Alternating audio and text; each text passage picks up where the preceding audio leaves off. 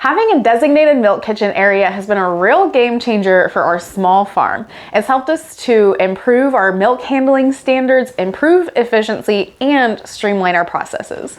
Before I show you around, I want to give you a little bit of an overview. So in my last video, I explained how we walled off 11 feet within my husband's shop, and he was very generous to allow us to do this, but it's been such a huge improvement for our farm. This 9x10 space is our milk processing or milk filtering area. We call it the milk kitchen, and the front space is our on-farm store.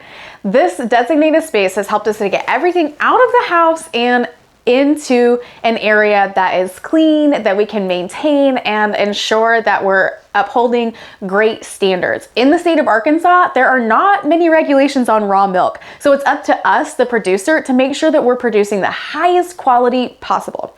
Now, before I give you the tour, please be sure to subscribe to our channel, and if you are a fellow raw milk producer and you're interested in some of the items that I mentioned in this video, I will add links in the description below. Those are Amazon affiliate links. We do get a very small commission off of the items if you use our link. It's a great way to support our farm. So if you're in need of something like a tankless hot water heater or a stainless steel shelf, be sure to use the link below. In this 9x10 space, we had to be really intentional and really specific with how we arranged everything. First up, we have this tankless propane hot water heater. The electric hot water heaters require a lot of electricity, so the propane was definitely the way to go. This has worked exceptionally well for us so far. This is an Amazon product, and I'll link the description. I'll add a link in the description below. Next, we have our sink area. This is a stainless steel sink that we purchased off of Amazon. It has been awesome. It was a little short, so we did have to build a platform underneath it so that it was a reasonable height, but I thought it was a great deal. It's been very durable, and the stainless steel is just really easy to clean and helps us to ensure great standards for our milk products. On this back wall, we have a mini fridge, which is great for putting extra milk that cannot fit in our main fridge in the farm store.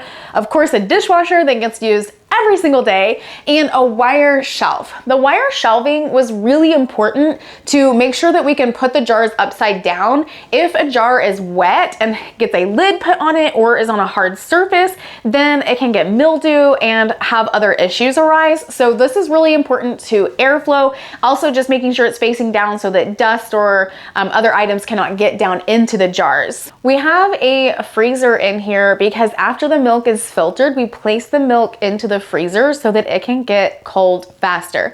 Ideally, we would have a bulk milk tank, but at this time we do not have one. They run about $4,000. It is on our long list of things that we would like to have in the future for the farm to help improve milk quality, milk standards, as well as, again, efficiency, which is really important on a small farm. But for now, we have the freezer method, and it has worked quite well. We have this stainless steel shelf that is an Amazon product, which I'll link below. This has been a really helpful space to be able to store our inventory. We purchased the tubs from Lowe's and then organized everything in the tubs. Anything extra that cannot fit in here or in the store, we store it in an office slash storage area that's out in the barn.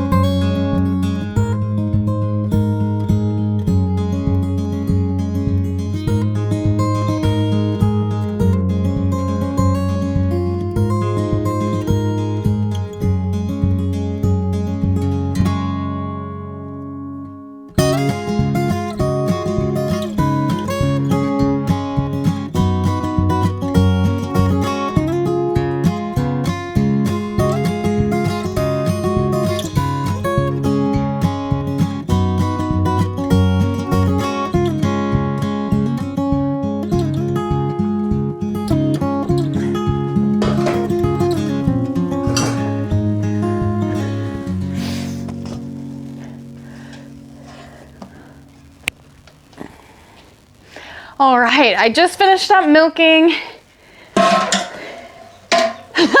Don't mind the heavy breathing. Those things are heavy. I don't know if you know it, but a gallon of milk weighs about 8.6 pounds.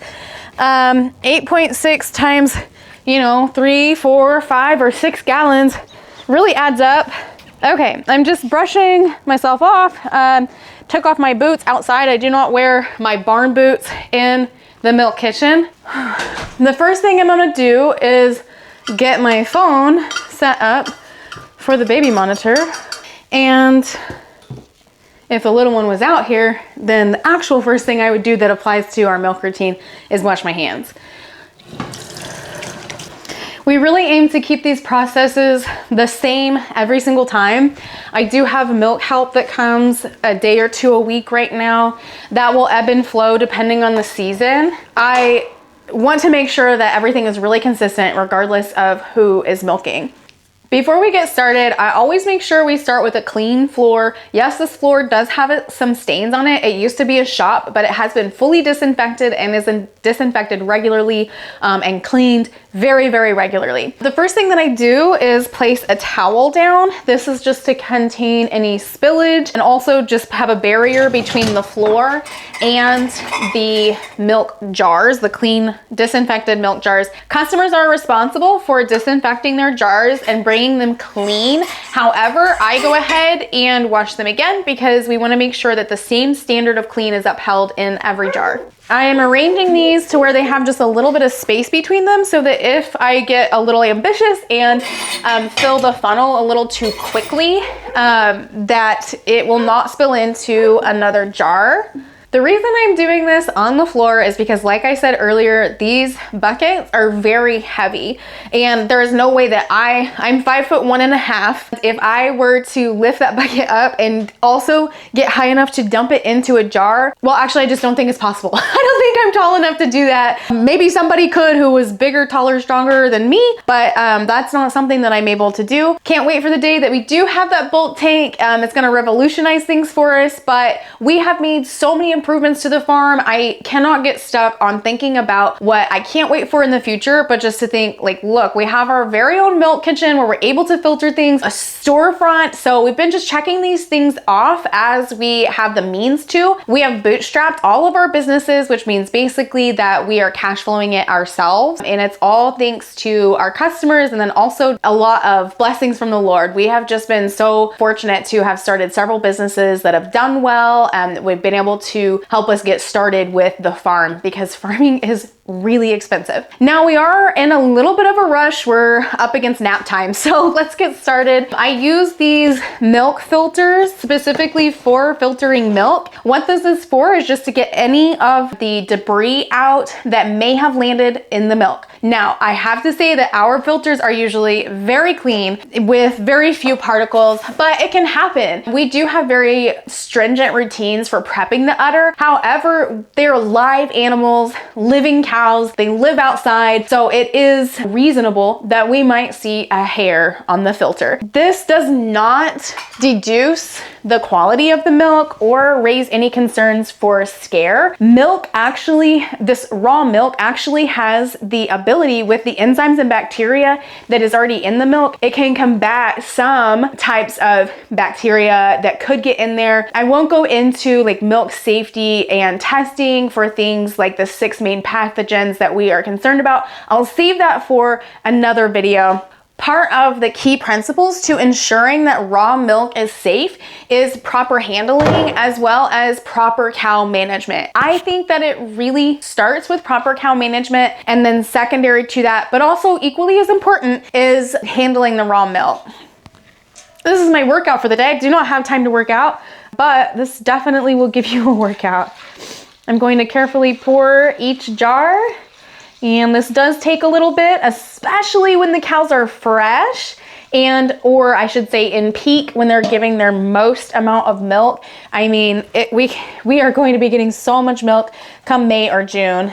A cow's production is kind of shaped like a a bell curve, if you will. So when they get started, they have about 5 to 7 days of colostrum. We try to let the calves get as much colostrum as possible, but we are also milking them during that time, 12 hours after calving. They will increase and really start to have higher production. About 2 to 3 months is when they'll increase. About that time, or I should say they are incrementally increasing on an upward trend. And then after they are bred, they will kind of table off. And as they near the end of their lactation and near drying off, which we are about to dry off 2 of our cows, 1 just got dried off. We have another 2 to dry off, and they will continue to decrease in their production. My next video is going to be about drying those 2 cows off and the process behind that, as well as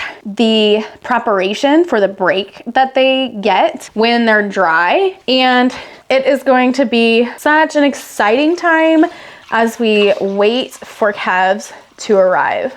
Be sure that you're subscribed to the channel so that you can catch that next video. It is going to be so exciting because after their 8-week dry period, we're gonna have fresh calves on the ground, and I'm just elated about our small breeding program of A2 jerseys.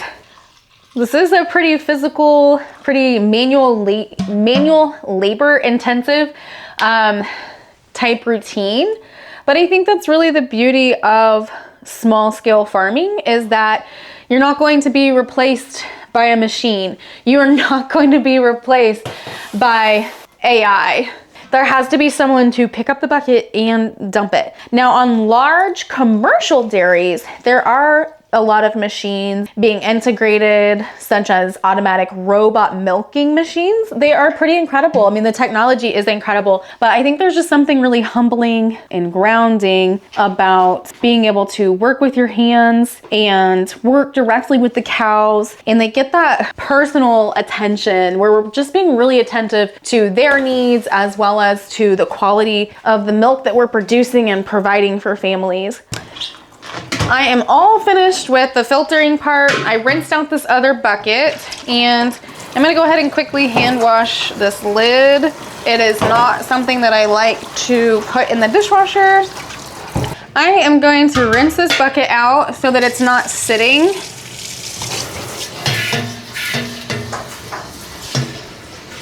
With milk in it. We're gonna give it a thorough wash here in a minute, but I always do the first rinse with lukewarm to cold water. You never want to put hot water directly onto a bucket that just had milk in it, because it will get what's called milk stone. And it's where the milk will like really harden to the vessel. And oh my goodness, it really, I mean, it is so hard to get off there. So I do have specific milk stone cleaner that helps us to avoid that. But the other way we do that is to make sure that we're doing that cold or lukewarm water for the initial contact with the milk and the bucket. The next step is to make sure we have a current date on each of these. I do have one here from 2/28. It was about 3/4 full, and I topped it off. That is going to be milk for our family. We don't mind if it's mixed up from different dates. We know where the milk came from. We know how it was handled. So we will take that inside for our own family's consumption. I try to prep the stickers the day before, that way that's just ready to go. And next is the lids. We really want to get it in the freezer as quickly as possible. There are different ways to rapid chill milk, such as filling a cooler with icy cold water, but we find that there's a lot of resources that are required for that, like an ice machine, which we also don't have. So the freezer was a great solution, because once we do upgrade to that milk bulk tank, we will be able to utilize the freezer for other things, like stocking locally grown chicken, locally grown beef, and other frozen items in our store. So it was a good little investment that helped us to achieve what we were looking for, and can also be utilized in the future. Next step is to move everything over to the freezer. Like I said earlier, milk production is slowly tapering off. The girls are still doing pretty well for once a day milking. And everyone has performed pretty great this lactation. I'm really proud of the cows. All of the milk is put away and the toddler is still sleeping. So now it's time to go ahead and get to cleaning. First step is I'm going to manually clean one of the buckets, and then I'm going to bring the machine in to clean the other bucket.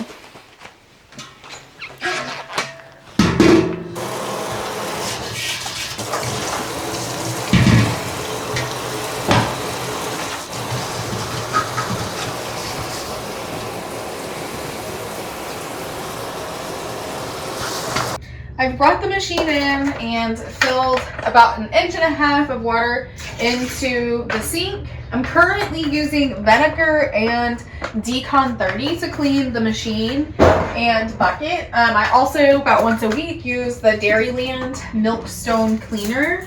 And I do feel like this really does a great job of getting things disinfected and nice and clean, but I'm always looking to improve what we're utilizing and making sure it's an excellent product that doesn't sacrifice cleanliness, but is also as pure as possible.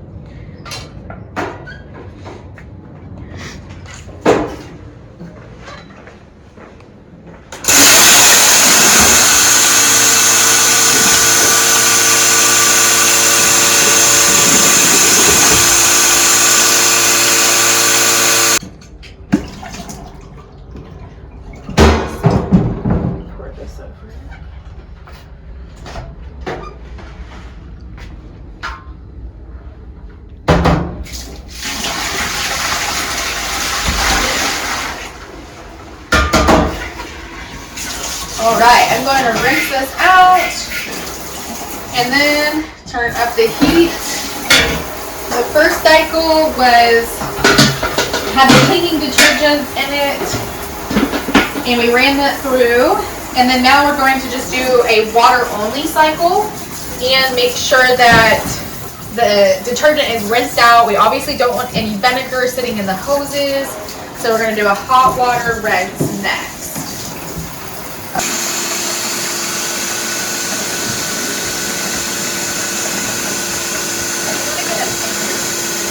I just ran the hot water through, and now I'm going to disassemble the hoses and toss those in here. The lid. And then we'll dump this hot water out on top of all this.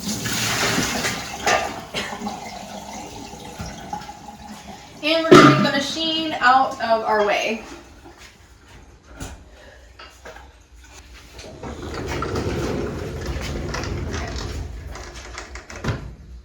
We currently use the Melasti. I forget the exact model. I do really like the Melasti, but one thing about it is the machine can get condensation inside it, so I always take the end caps off to make sure the machine can air out. And then from there, we are going to get the buckets nice and clean, as well as the hoses and the parts to the claw. I do completely disassemble the claw at least once a week and make sure that it's thoroughly clean. But on days like today, where I'm doing kind of our normal routine, I will just take apart the main pieces and make sure that it's clean while the flanges are still connected.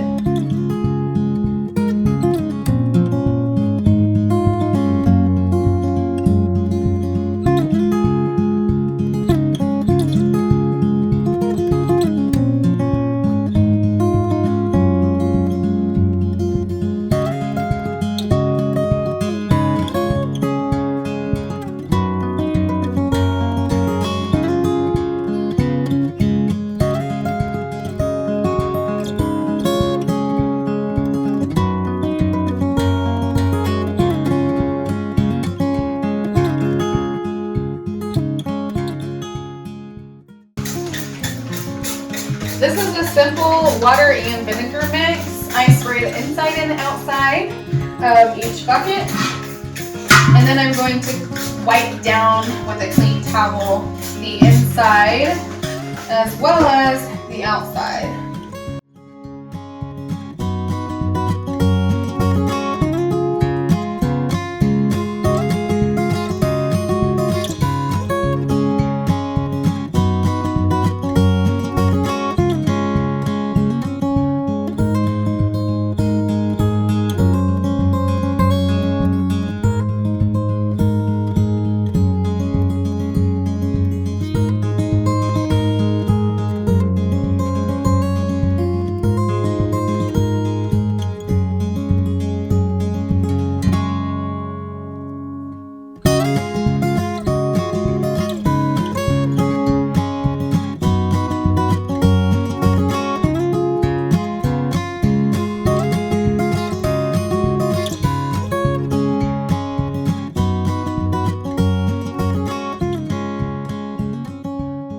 to wrap things up, I'm gonna spray everything down. The stainless steel, I'll clean with stainless steel cleaner. Make sure it's all nice and clean. Sweep the floors, and we'll wrap it up and get ready to do it all again tomorrow. Thank you so much for watching this video. Be sure to subscribe and stay tuned